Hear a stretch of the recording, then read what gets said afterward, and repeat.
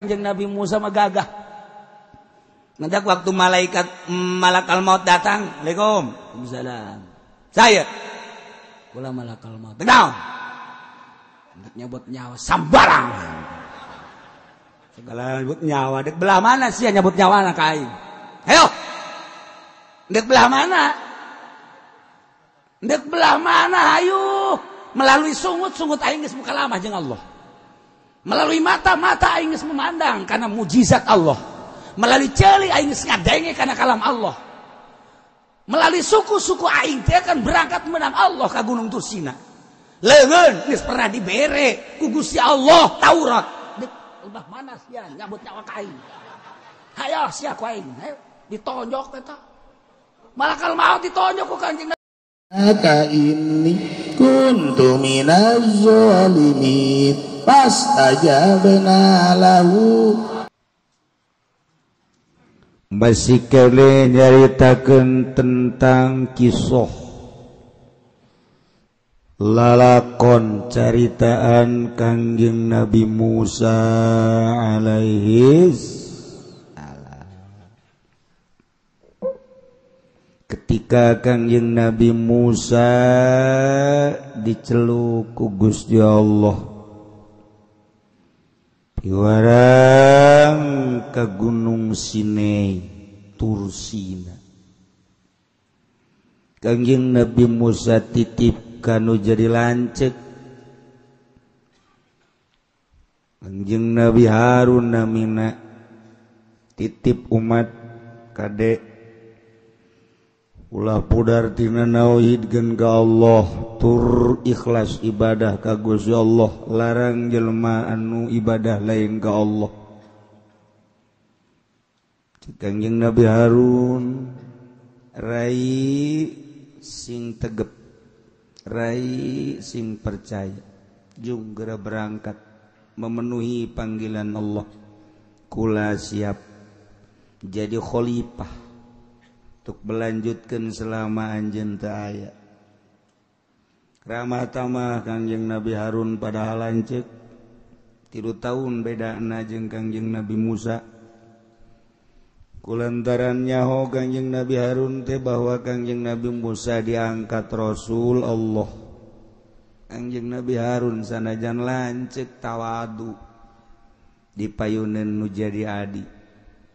Nganggap kada kaluhuran derajat jeung pangkat nu jadi adi. Bekerja sama dakwah bebarengan mengakui keistimewaan Kangjeng Nabi Musa alaihi salam. Berangkatlah Kangjeng Nabi Musa selama 40 hari. Di tengah-tengah keberangkatan Kangjeng Nabi Musa ke Gunung Tursina munajat dibere oleh kitab Taurat. Anu utamana pisan Kangjeng Nabi Musa mukallamah jeung Gusti Allah. Tapi torojol aya Musa samiri mawa anak sapi menangieun tidak perhiasan kaum Kipti di lolohan ku taneuh menang nyokot tina urut tapak kuda Kangjeng malaikat Jibril alaihissalam faqabattu qabdatan min atharir rasul diwawalkeun sasada sageus sasada bisa leumpang. Padahal dijieun tina perhiasan logam tapi barang diwawalantan eta jadi aya kulitan aya dagingan aya tulangan aya getihan sasada deh. Beuh mana herang luar biasa bagus luar biasa. Atuh Musa samiri ngabejaan ka kaumna hei kaum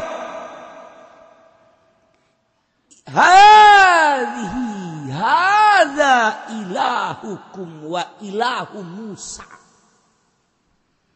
Ieu anak sapi teh pangeran aranjeun. Oge pangeran Kangjeng Nabi Musa. Musa kuari teu aya. jeung Musa paeh kuari moal balik deui diisukeun seperti eta. Ieu pangeran disembah-sembah ku Kangjeng Nabi Musa teh ieu Kangjeng Nabi Musa na berangkat bebejana munajat moal balik deui Musa mah deuk naon hese-hese neangan pangeran. Iya pangeran. Kangjeng Nabi Harun ngahalangan sakebekna jeung sakuatna. Cek Kangjeng Nabi Harun pangeran mah lain ieu. Pangeran mah mukhalafa lil hawadits. Alladzi khalaqas samawati wal ardh. Kangjeng Nabi Harun terus dakwah. Musa Samiri terus dakwah.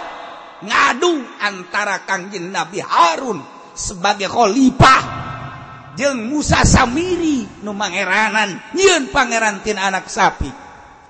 Kangjeng Nabi Harun seseleh Kangjeng Nabi Harun eleh Kangjeng Nabi Harun.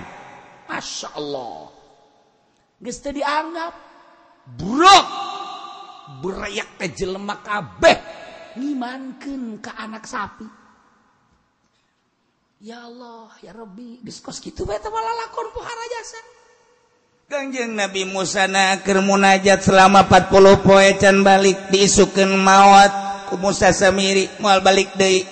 Sementara Kangjeng Nabi Harun teu boga kakuatan kumaha dakwah mah terus bae. Kuari ngagelok jelema percayana lain ka Allah tapi ka anak sapi sujudnya na ka anak sapi disembah anak sapi. Masya Allah Masya Allah Masya Allah. Kangjeng Nabi Musa turun ti gunung Tursina balik deui ka kaumna.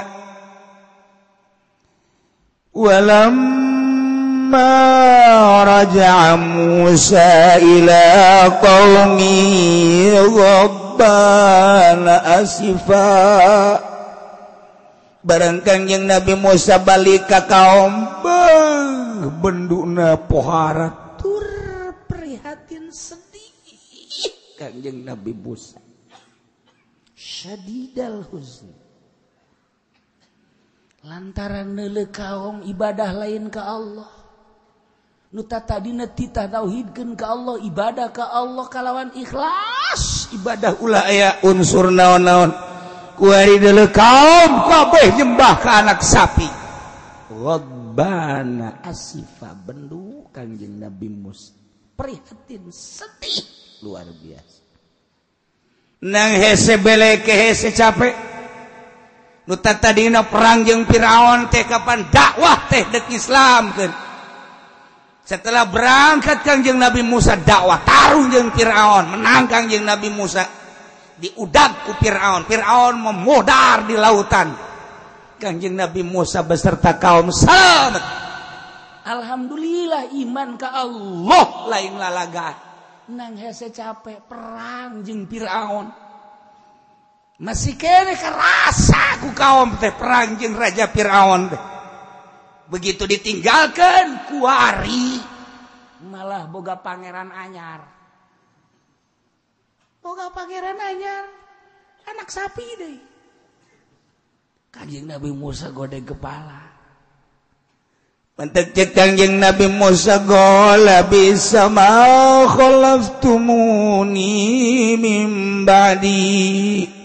Cek Kangjeng Nabi Musa terhadap kaumna panggoreng-goreng nah sebagai khilafah agawean pang jore-jorena nu dilakukeun ku muaraneh kabeh mimba di sabada kaula selama 40 poe berubah 40 poe doang ku berubah nu tadina geus nyembah ka Allah ibadah ka Allah kuari malah ibadah ka anak sapi musyrik deui anjeun teh a'ajiltum amra rabbikum apakah anjeun gegeuraan kana parentahan pangeran aranjeun kabeh gegeuraan bilu padahal Allah marentahkeun ka kaula sing hade umat maneh dipanggil heula ku kaula kula geus titip ka lancik kaula Kangjeng Nabi Harun jeung maneh tepan ku kula geus titipan Kang Deka kok make jeung gegeraan sagala maneh neangan pangeran sehingga keluar tina parentah pangeran Allah Subhanahu wa taala godeg kepala Kangjeng Nabi Musa. Di bahasa Arab aya ajalah aya surah. Aya ajalah ma ieu ta ajiltum ajalah ngaranna at-taqaddumu ala syai' qabla waqtihi. Ngalaksanakeun hiji perkara memeh waktuna kan teu beres. Rambutan can asak geus dialaan dijual kan teu beres. Haseum pare encan koneng geus diala moal beres memeh waktu geus diala cara kuari mah baheula mah urang mun meuli buah darmayu aramis lantaran diala kolot bahkan diala asak kuari mah ngora keneh geus diorag duit bae geus duit haseum meuli buah darmayu urang haseum meuli rambutan haseum lantaran memeh waktuna geus dilaksanakeun. Salat jam 12 dohor nyana jam setengah 12 geus salat. Eta garana ajalah kos kitu garana. Gegeraan teuing teu bagus aya memeh waktu mah. Ieu ge ajil tuh memeh waktu. Aya di surah mah kitu amalu syai' awali awqati ngalaksanakeun perkara gegeraan cuman di awal waktu. Begitu trong langsung sholat di jero waktu ngan cepet ngalaksanakeun ditungguan jam 12 begitu langsung sholat gitu kene ieu mun rambutan teh mah ditungguan datang ke asak geura ala bagus eta kos kitu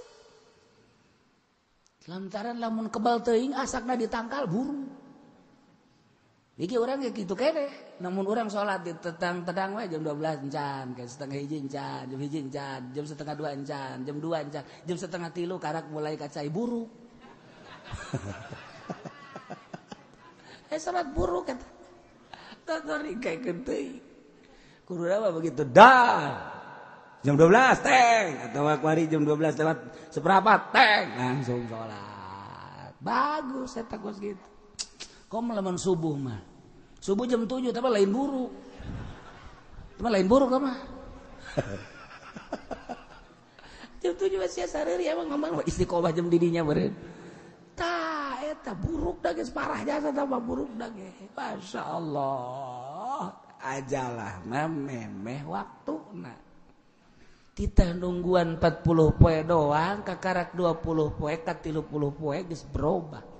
Malah diisukeun Kangjeng Nabi Musa teh maot. Masyaallah mantap cek Kangjeng Nabi Musa bisa ma khalaqtumuni min ba'di ajiltum amra rabbikum marah Kangjeng Nabi Musa gegeraan teh mana nyeun tindakan sehingga berubah pikiran mangeranan ka anak sapi Kangjeng Nabi Musa wa alqal alwah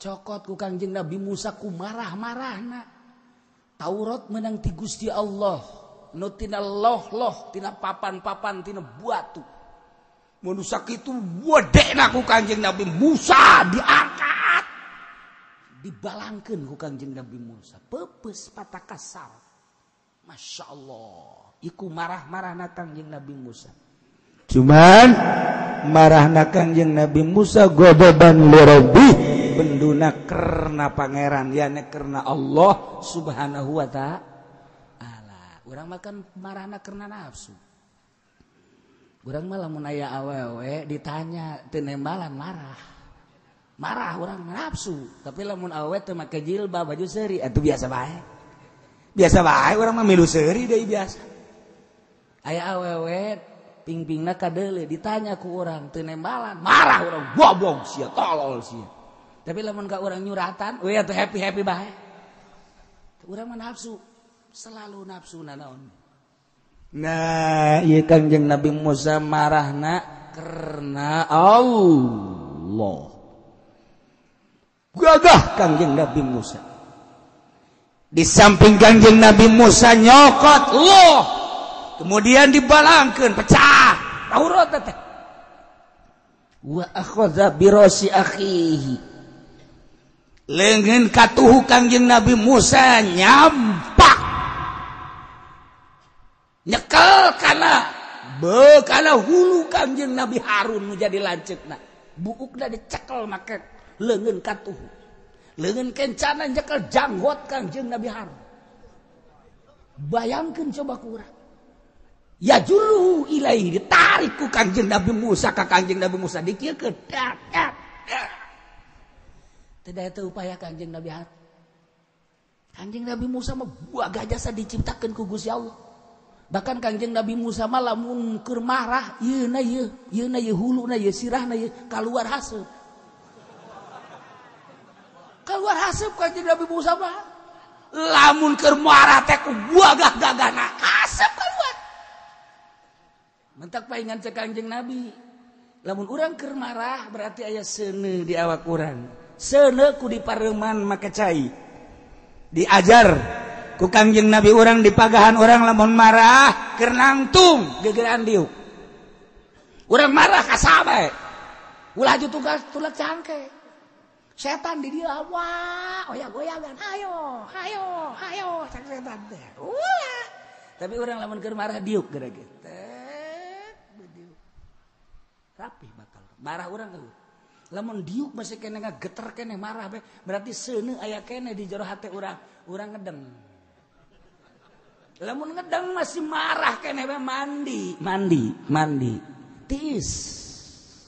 Bener kok kita bini kita mandi. Sahabat praktek, begitu marah ka hiji jelema inget ka ucapan Kanjeng diuk. Diuk masih marah kene be ngedeng. Ngedeng masih marah kene be mandi. Eueuh.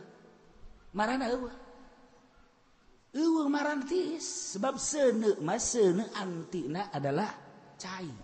Di awak urang aya seuneuan, pandian beres.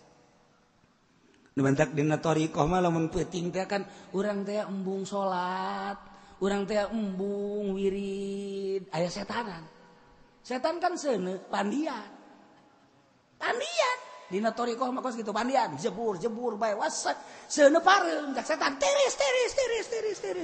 Lompat setan, urang kan tirisan hees deui.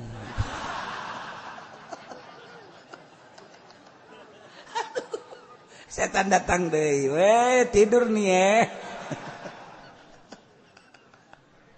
setan kan diciptakeun dina seuneu.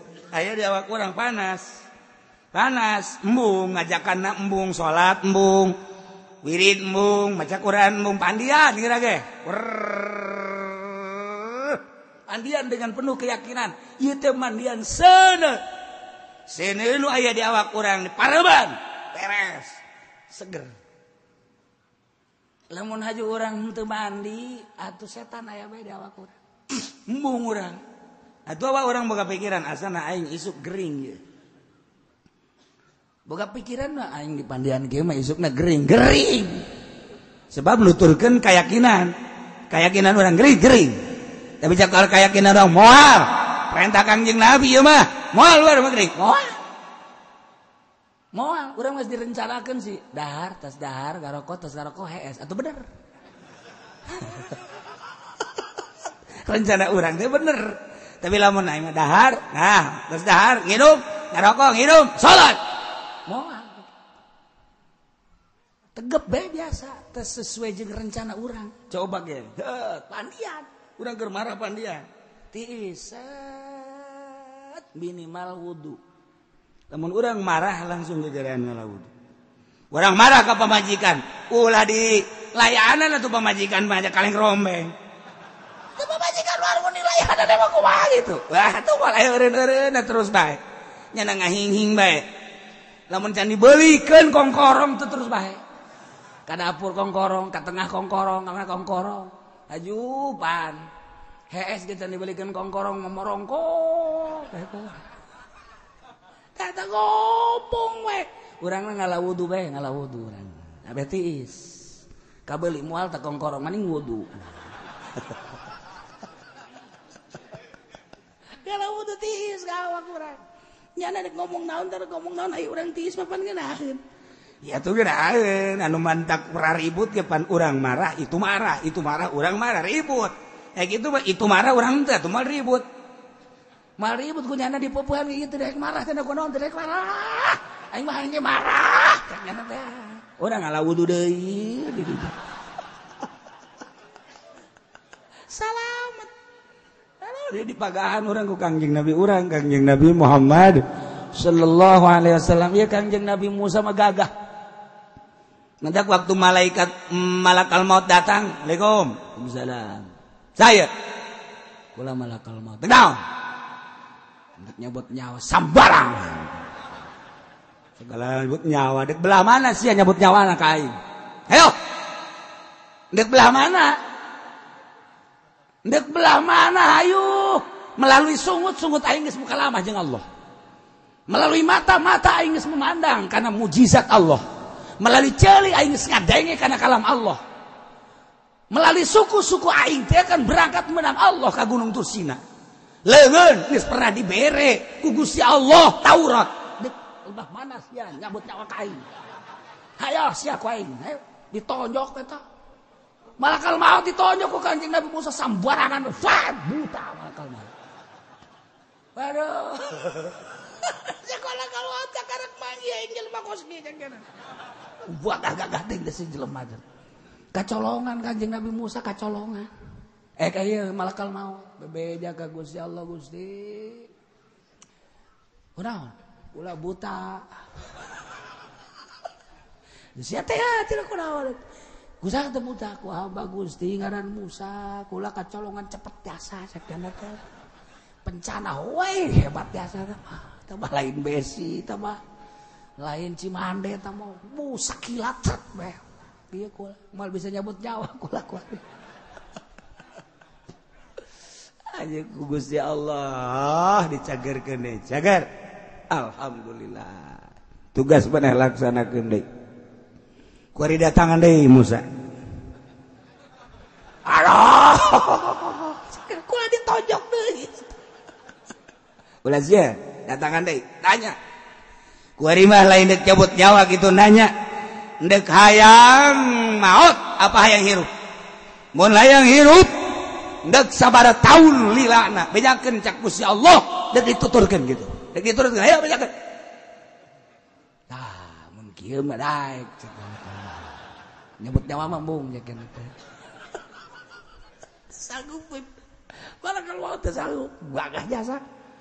Kanjeng Nabi Musa bahkan kadeuleuh hurung lamun keur marah ieu nih. Sirahna kaluhur hurung.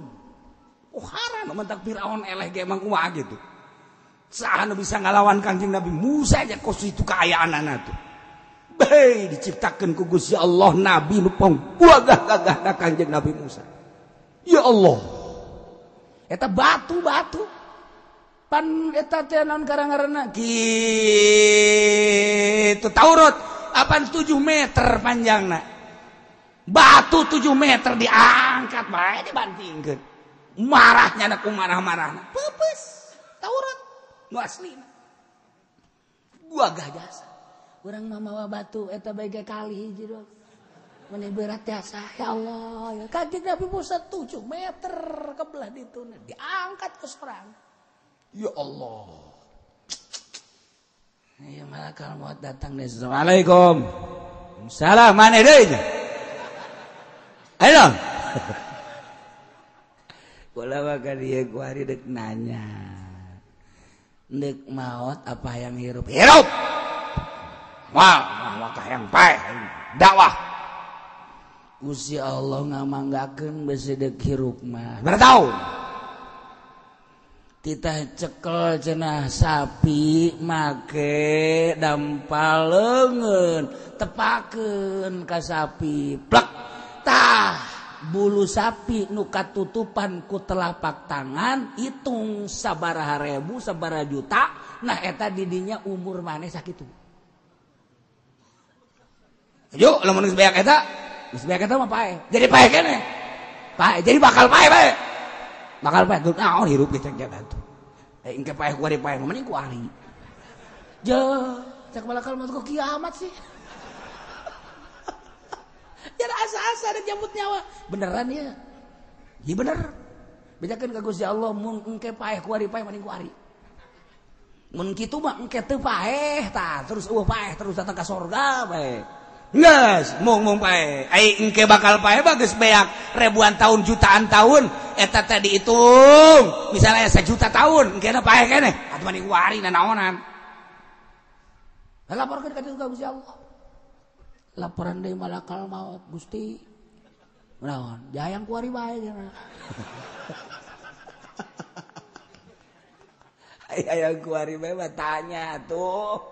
Hayu ulah ngalawan gitu. Ulah ngalawan. Wala kalot sieun ya Allah, teh si jelema bagagagah teh. Pohara. Wala kalot datang deui ka dieu. Waalaikumsalam. Aya kuari bae tuh geura masang.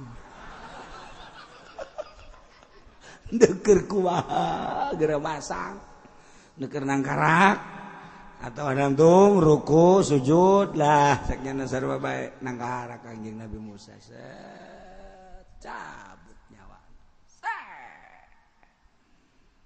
langsung mau tiku gagahna Kangjeng Nabi Musa boro-boro setan malakal maut ditojok ku yana lain lalagan tanda kagagahan Kangjeng Nabi Musa lamun keur marah ieu na hurung ka luhur haseup ka deuleu mah ku sarerea ka deuleu eueuh luani nu mantap ketika Kangjeng Nabi Harun dicekel rambutna ku leungeun katuh janggotna Kangjeng Nabi Harun dicekel make leungeun kenca ditarik di ka Kangjeng Nabi Musa keudikeun ya Kangjeng Nabi Harun teu daya teu upaya cicing Kangjeng Nabi Harun ya jurruhu ilaihi godoban. Parah Kangjeng Nabi Musa. Can nyaho ieu teh alasan-alasanan. Kangjeng Nabi Harun nyarita qala ibna ummi. Cek Kangjeng Nabi Harun anak lalaki ibu kaula ente Musa nya tapi bahasana ya ibna umma maksudna nyebut kalimah ya ibna umma teh eta teh ngaleuleskeun kana hate Kangjeng Nabi Musa berarti kan aing teh dulur saindung sabapa masa sih kudu gelut teu bagus maneh teh zaman teh adik kula teh kakak masa kudu marah dijenggut segala rupa komo lamun datang ka dibantingkeun ya ibna umma duh dulur sama sarua pada urang boga emak anjeun teh adik kula yeuh dengekeun heula ulah waka marah dengekeun kumaha wah kemarin Musa mah tetep bae coba terangkeun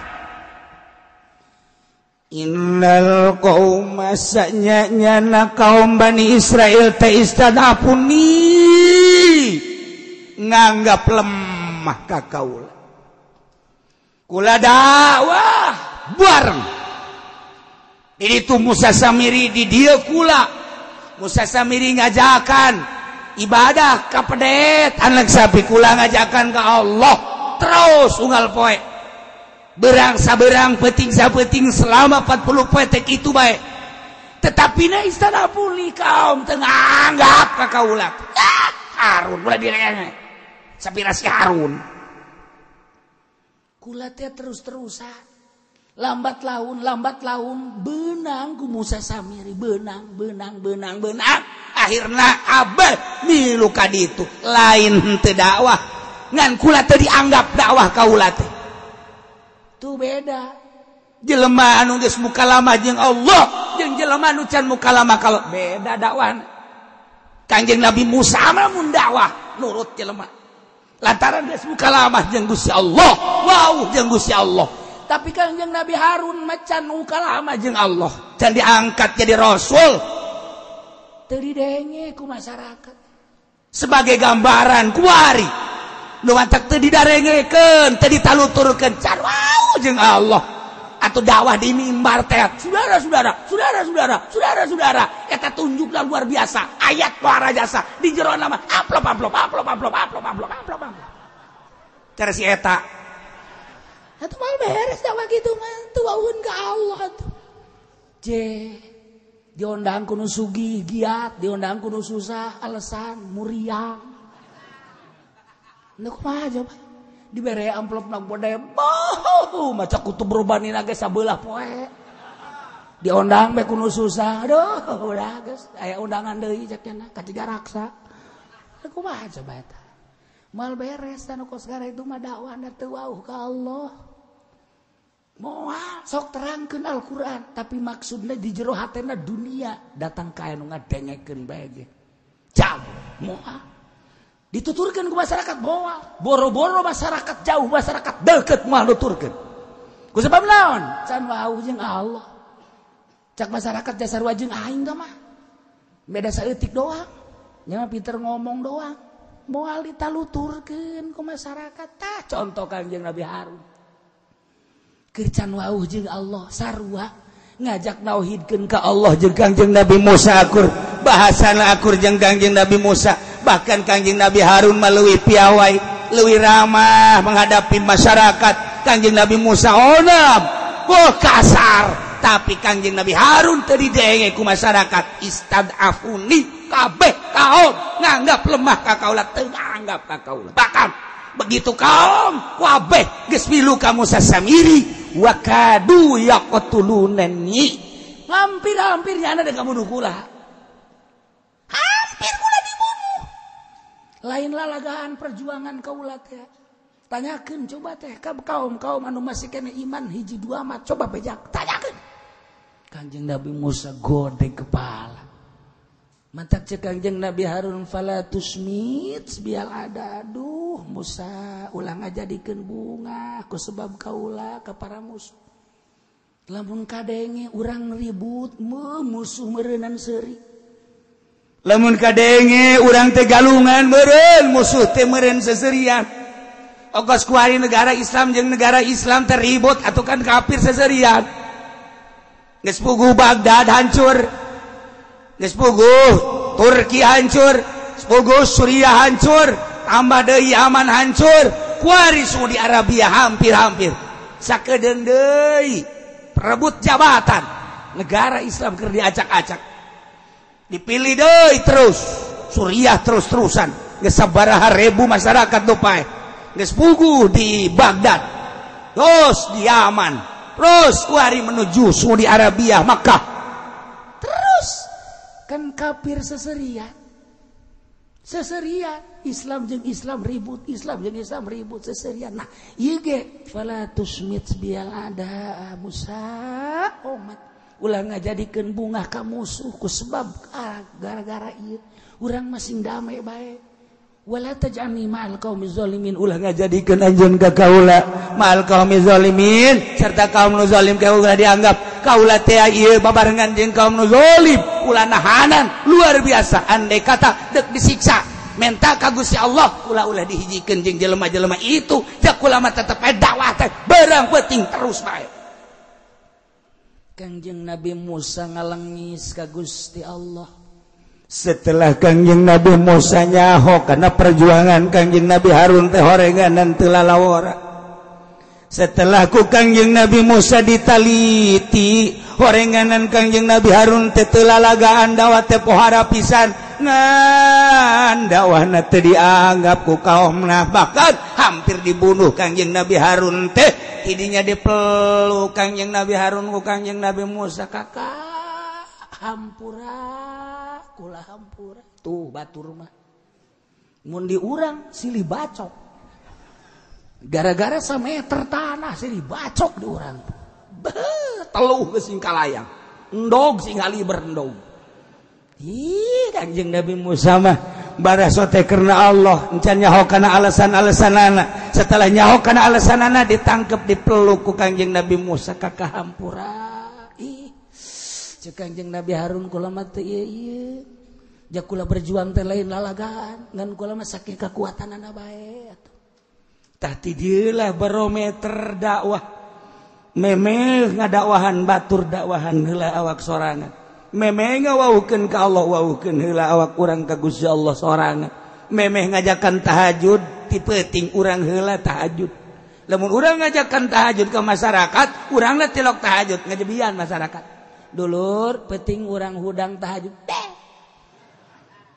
tahajud dulur ulah teu tahajudnya sanajan 2 rakaat nonggengnya na perut gitu tahajud cegeda teh air teu wese nyahoeun ka ambe naon anu dibubuy naon anu dipais engke ta kapan aya haseupna ka ambe anu dipais teh ieu teh daging hayam ka ambe seungitna anu dipais teh ieu teh lauk peda ka ambe seungitna nu dipais tai ucing ka ambe haseum cek masyarakat sarua manusia ge dakwah haseum teh ucing ieu mah ye anu dakwah saudara-saudara sekalian hati-hati kita harus mencintai agama hati-hati kita harus mencintai fakir miskin tapi ka ambeuna haseum ku masyarakat haseum ka ambeuna haseum sebab naon nyanana henteu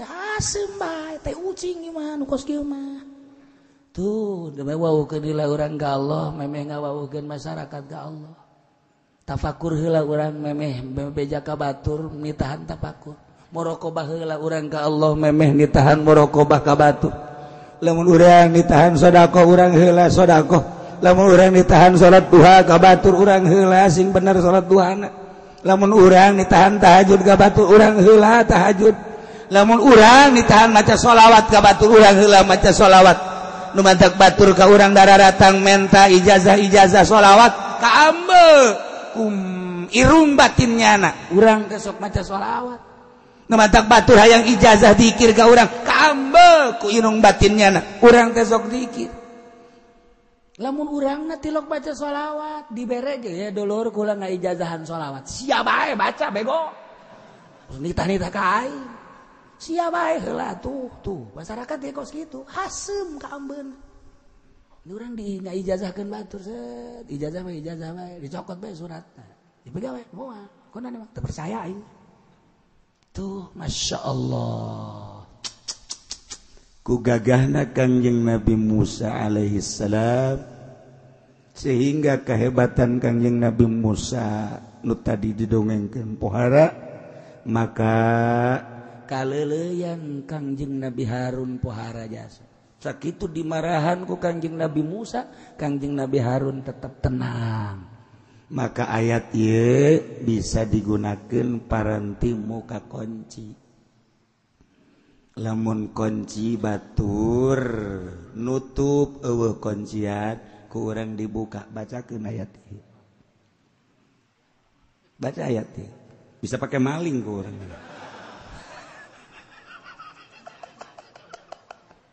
sebab Kangjeng Nabi Musa leuleuy ku Kangjeng Nabi Harun sakitu Kangjeng Nabi Musa gagahna luar biasa malakal maut bege elek tapi ku Kangjeng Nabi Harun dinasehatan leuleus Kangjeng Nabi Musa melu Kangjeng Nabi Musa ka Kangjeng Nabi Harun ayat ieu bisa pakai muka kunci lantaran sagagah-gagahna Kangjeng Nabi Musa ku ayat ieu leuleus sangonci-ngoncina kunci dibuka ku ayat ieu ngejepret sorangan. Ye, di mana mimitina? Ieu. Mun aya kunci, cekel kuncina, bacakeun ayat ieu. Qala binna umma innal qauma istad'afuni wa kadu yaqtulunani fala tusmit biyal a'da wa la taj'alni ma'al qaumil zalimin. Tiupkeun fa ujianana nyantel bae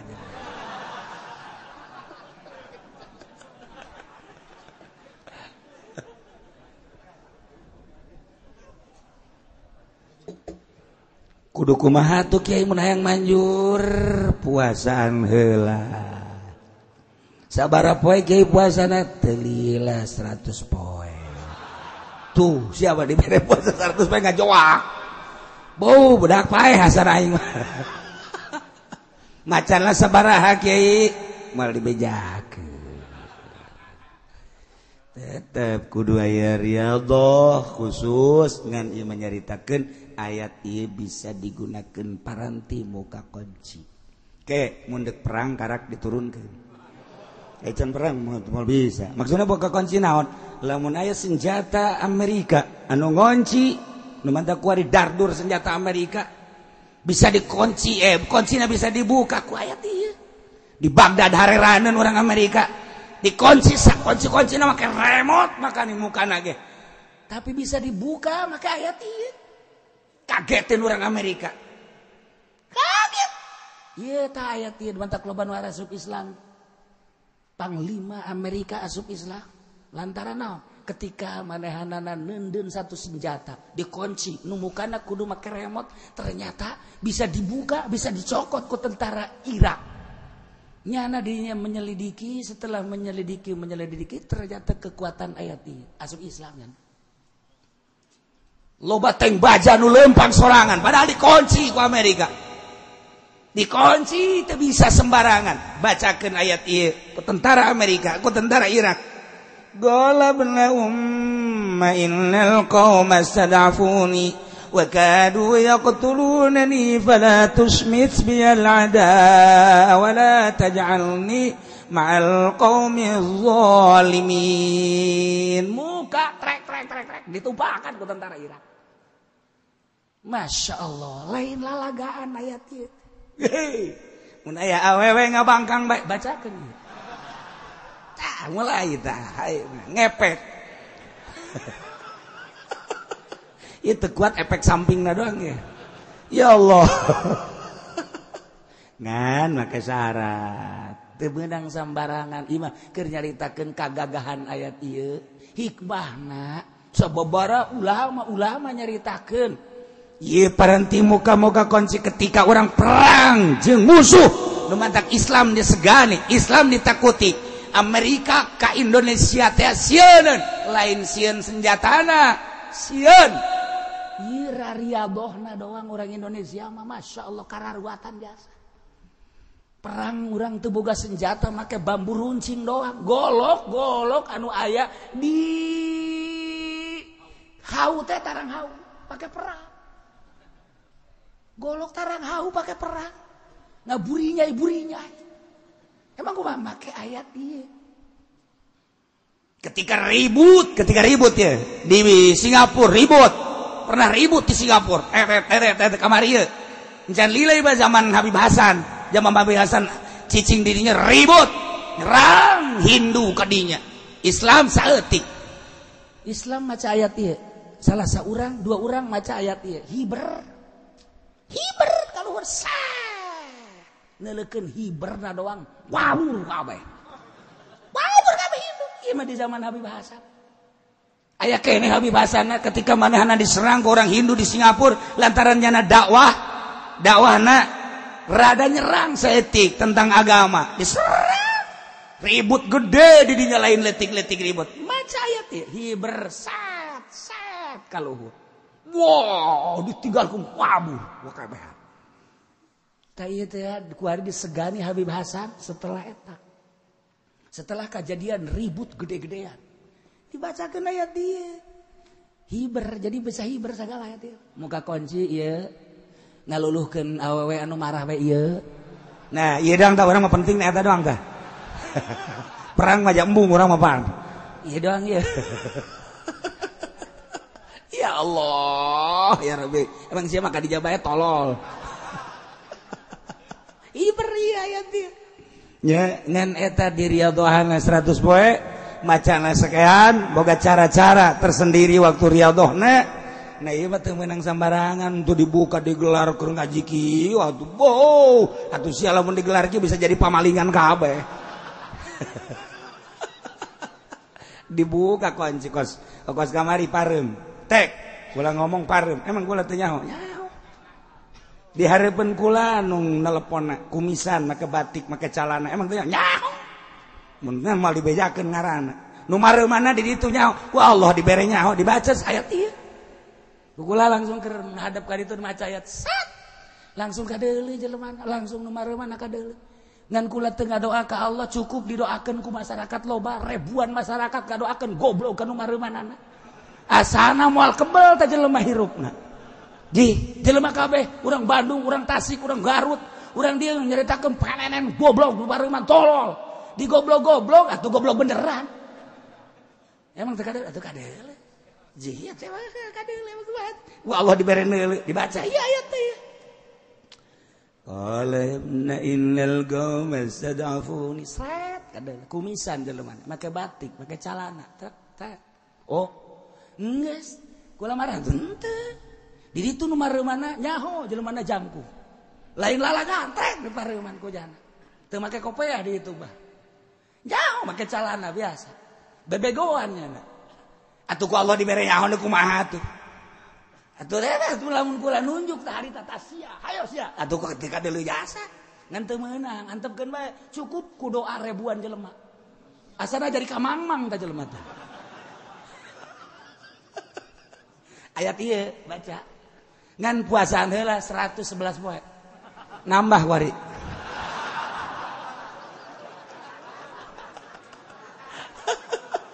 lama wari 111 poe bahkan 113 poe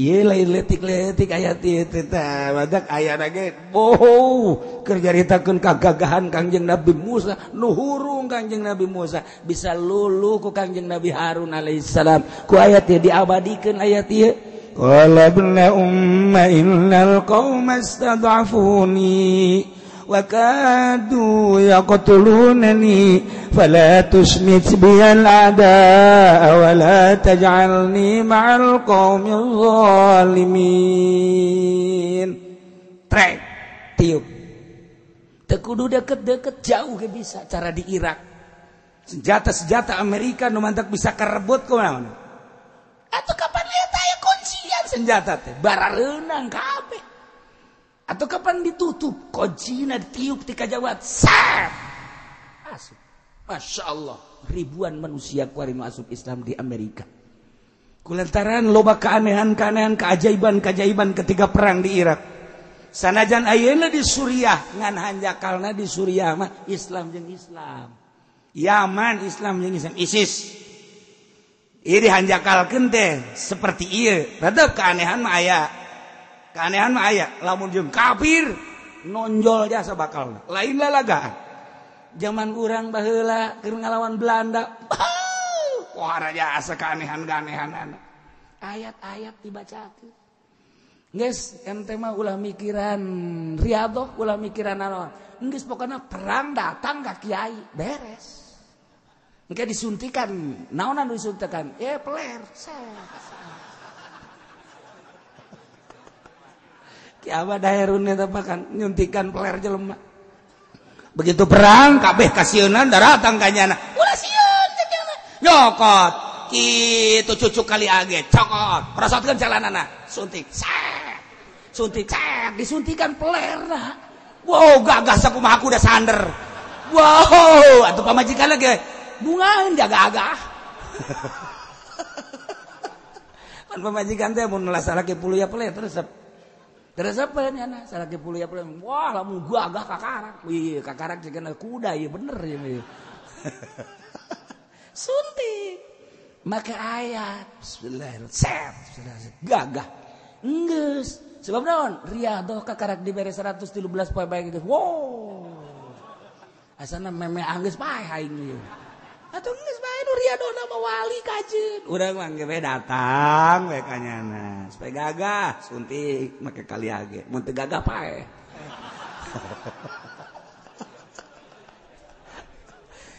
keur nyaritakeun kagagahan ayat hikmahna ieu mah nu mantap kaistimewaan menonjol bagi jelema-jelema nu bisa ngagunakeunana lain lalagaan sararieun ka wali-wali Allah padahal wali Allah malaletik jeung para ruasa bae tapi dipake kasieun naonna doana beuh emang kumaha ngan tilok ngadoa sambarang antapkeun bae heulana keun pasrahkeun ka Gusti Allah urang mah lamun boga doa nu manjur waktu acak-acakan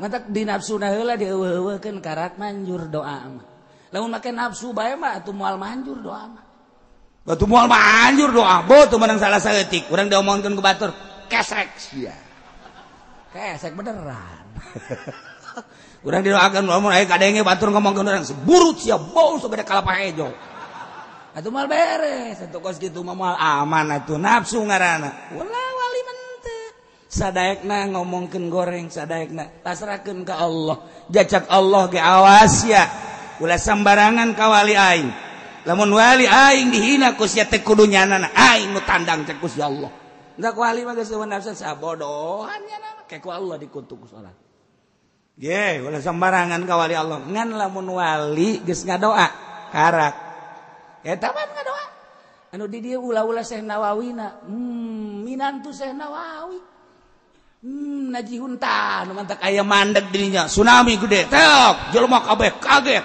parai asana ieu nyana nangtung dinya doa ka Allah mandeg doana ge lain Allahumma mandeg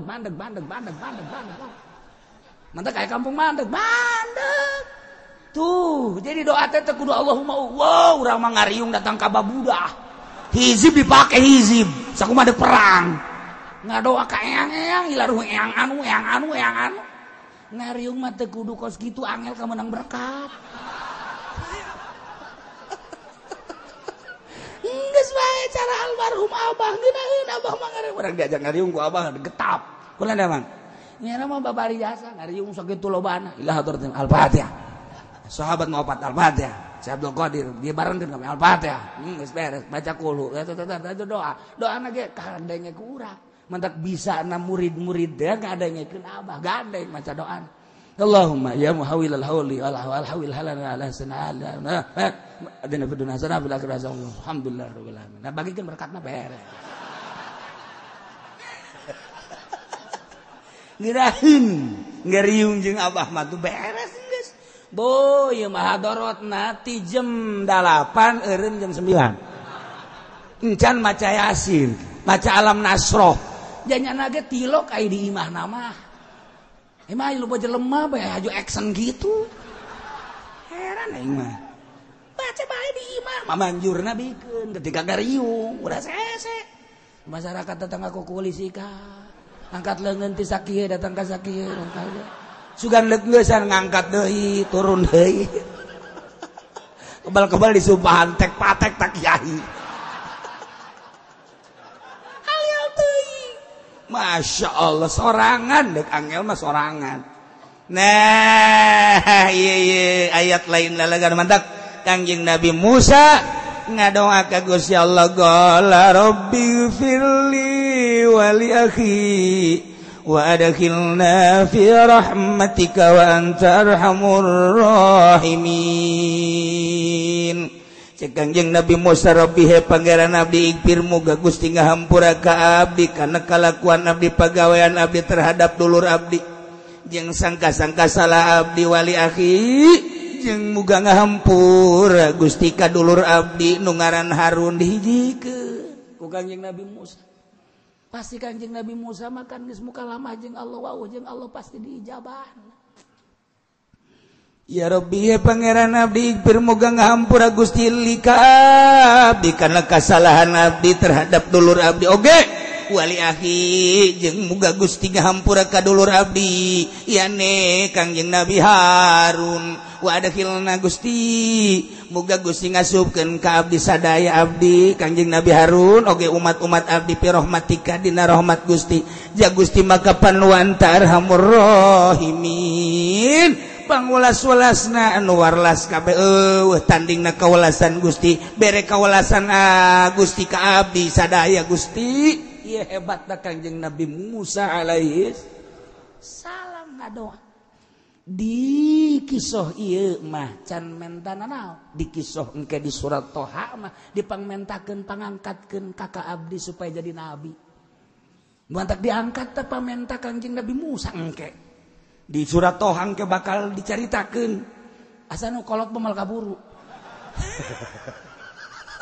ya panjang kene wan angel kene ka surat Tohang akan ngadoa Kangjeng Nabi Musa, ya Allah, masa abdi wungkul nu diangkat jadi nabi jadi rasul, ai dakwah babarengan jeung kakak abdi, atuh angkat bae mantak dakwah, kakak abdi ge jadikeun nabi jadikeun rasul. Pohara Kangjeng Nabi Musa, henteu sosoranganna. Nah, maka ku Gusti Allah diangkat kapan Kangjeng Nabi Harun teh jadi nabi deui. Tah ketika can diangkat jadi nabi can wauh jeung Allah, lemah Kangjeng Nabi Musa dakwah Kangjeng Nabi Harun dakwah. Bahkan teh dianggap ku masyarakat mantak dakwah wauhkeun heula diri urang ke Allah. Engke jelema teh kudu dikumaha-kumaha urang nyampekeun naon bae ge urangna geus wauh jeung Allah. Seakan-akan urang teh perintah Allah. Ketika urang seakan perintah Allah, jelema nurut sebab lain diparentah ku kiai, diparentah ku Allah. Kitulah Kangjeng Nabi Musa alaihi salam jeung Kangjeng Nabi Harun alaihi salam mantak dihijikeun doana. Qala cek Kangjeng Nabi Musa rabbighfirli wa li akhi wa adkhilna fi rahmatika wa anta arhamur rahimin. Innal ladzina wallahu a'lam